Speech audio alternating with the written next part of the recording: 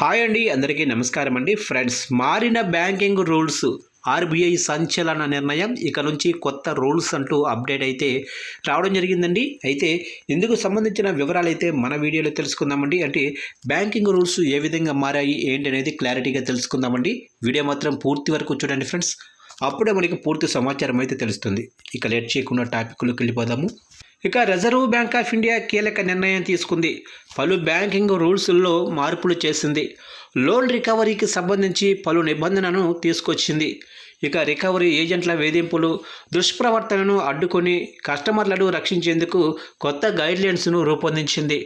ఏజెంట్లకు స్పష్టమైన మార్గదర్శకాలు బ్యాంకులు తయారు చేయటం, పారదర్శకతను నిర్ధారించటం, ఇబ్బందుల్లో ఉన్న రుణదారులకు పరిష్కారాన్ని అందించడం వంటివి ఈ నియమాల్లో ఉన్నాయి.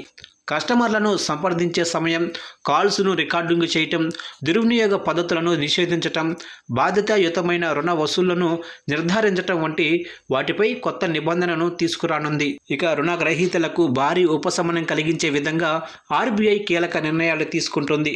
రికవరీ ఏజెంట్ల వేధింపులను నివారించేలా నియమాలను కఠినతరం చేసింది.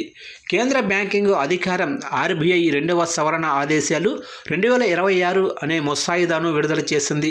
రికవరీ ఏజెంట్లు ఉదయం 8 గంటల నుండి సాయంత్రం 7 గంటల వరకు మాత్రమే కస్టమర్లను సంప్రదించాల్సి ఉంటుంది.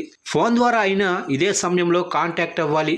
ఇక కస్టమర్ల బంధువులు, స్నేహితులు, సహోద్యోగులకు ఫోన్ చేయటం లేదా వేధించటం పూర్తిగా నిషేధం.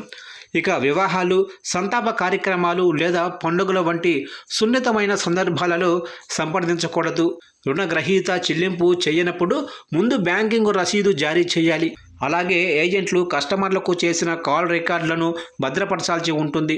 సంభాషణలను రికార్డు చేయడంతో పాటు కస్టమర్కు దీని గురించి ముందుగానే చెప్పాల్సి ఉంటుందని ఆర్బీఐ స్పష్టం చేసింది.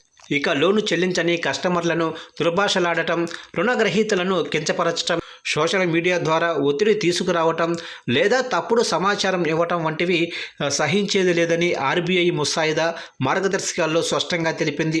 రికవరీ పేరుతో ఎలాంటి గూండాయిజం అంగీకరించబడదని హెచ్చరించింది. ఇక ఐఐబిఎఫ్ అందించే డేట్ రికవరీ ఏజెంట్ల ట్రైనింగ్ ప్రోగ్రాము లేదా ఐఐబిఎఫ్తో టైమప్ ఏర్పాటై ఉన్న ఏదైనా ఇతర సంస్థ ద్వారా శిక్షణ తప్పనిసరిగా పూర్తి చేయాలి. బ్యాంకు ద్వారా నియమించబడిన రికవరీ ఏజెంట్లు Indian institute of banking and finance నుండి సర్టిఫికెట్ పొందాలని ఆర్బీఐ పేర్కొంది.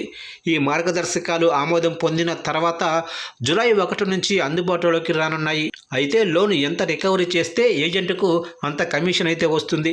దీంతో కస్టమర్ల పట్ల రికవరీ ఏజెంట్లు దురుసుగా ప్రవర్తిస్తున్నారు, హింసకు పాల్పడుతూ వేధిస్తున్నారు.